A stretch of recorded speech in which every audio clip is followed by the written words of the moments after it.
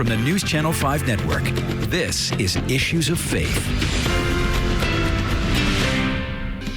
Hello, everyone. Welcome to Issues of Faith. So glad you are with us. We have with us the Reverend Edwin Sanders, the Reverend Ed Sanders. He is the senior pastor at Metropolitan Interdenominational Church here in Nashville. Yes. I've interviewed you before, but I'm glad you're back. Yes. There's tons to talk about. Yes. And you are the senior servant. Yes. I love that. Why do you call yourself the senior servant?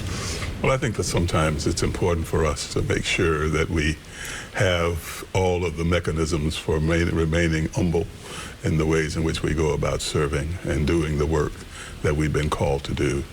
The hierarchical nature of institutional life sometimes translates into people elevating their sense of self to a point that ends up being problematic. So it keeps you humble. It helps me to stay humble.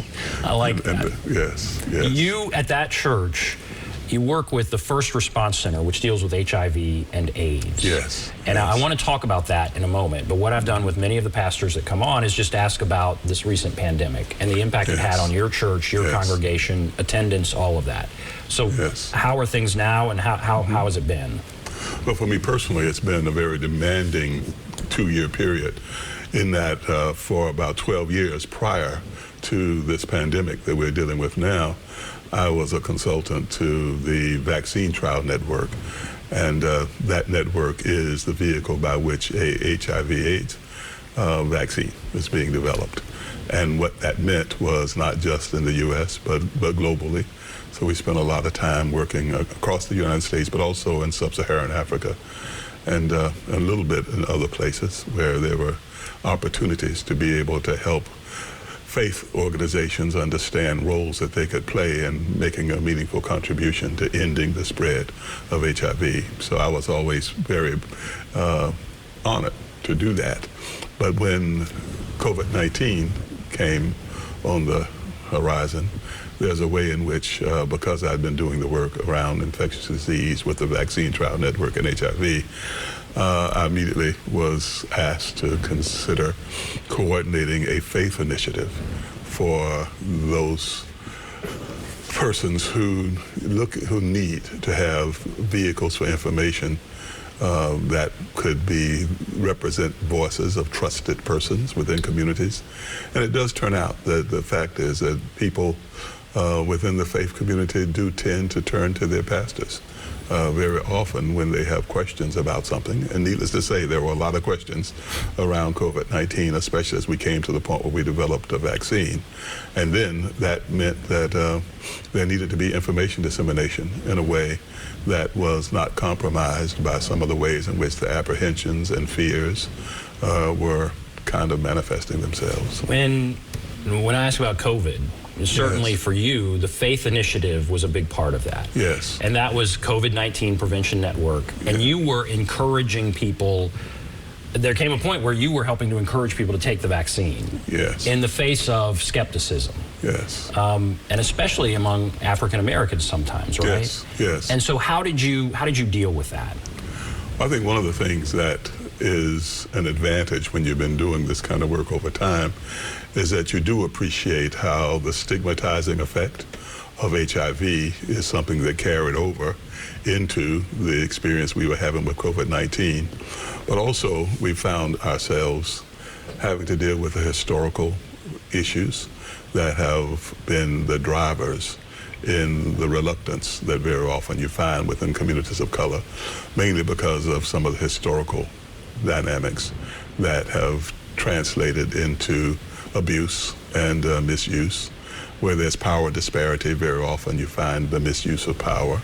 That has not always been the case, but we were very fortunate in this instance in that there were some persons of color who already were very much involved in making a difference and doing what needed to be done as relates to being agents and being researchers that were a part of developing the responses that were coming forth. It did help to have that.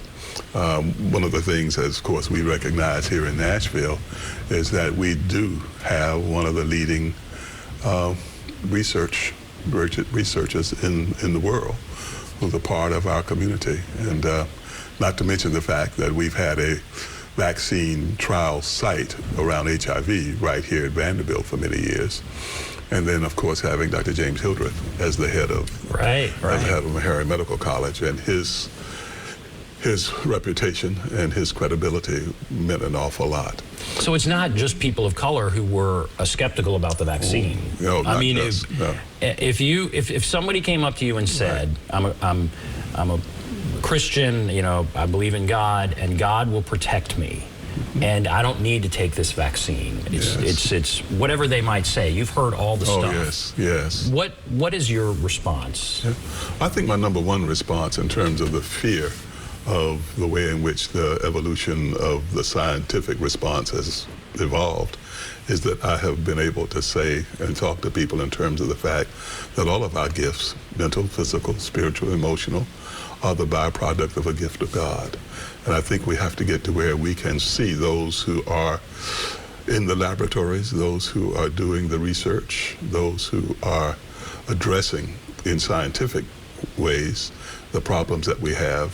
Then you can talk about that as being, this is not something that is clearly of humankind, but rather it ends up being something that is the byproduct of a gift that God has given to individuals who do the research. And it's important to note also that we have discovered along the way that the separation that sometimes seems to be so dramatically drawn between faith and science is really one that is not as hard a line of difference as we would think. Just thinking about, you mentioned Dr. Hildreth a minute ago.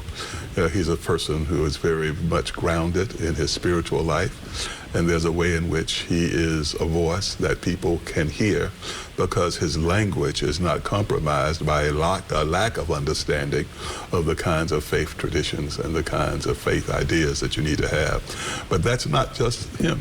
It's true in many places and in many ways.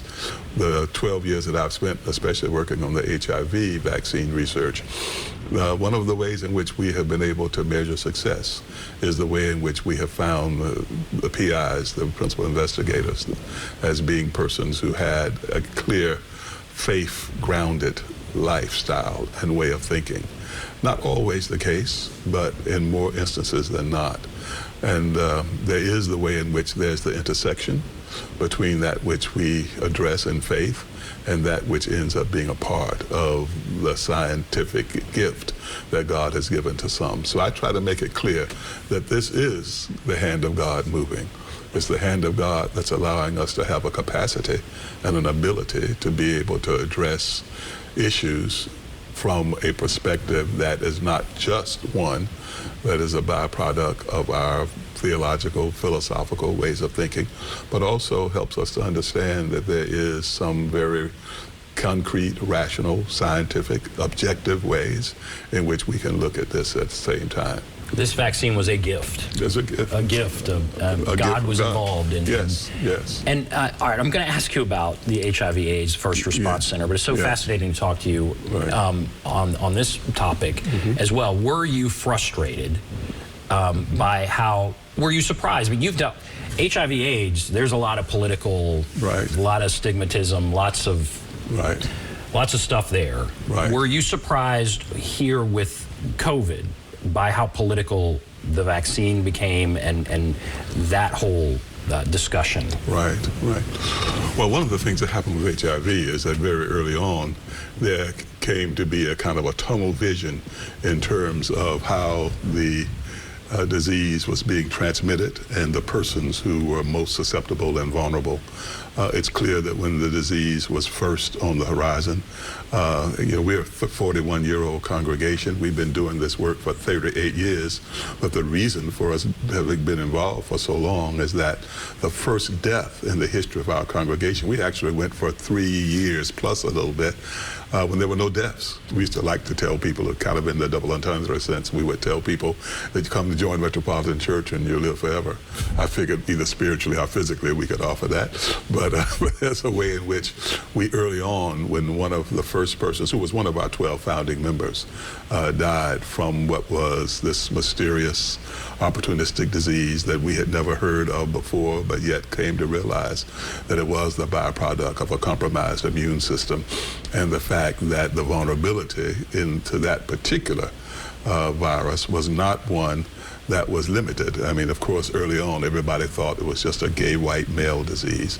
It didn't take long for us to start to realize that that was not the case, and that there were many instances, and in some instances it was because of the lack of comprehensive, effective, far-reaching health opportunities and medical care that meant that some persons just simply were not detected early on.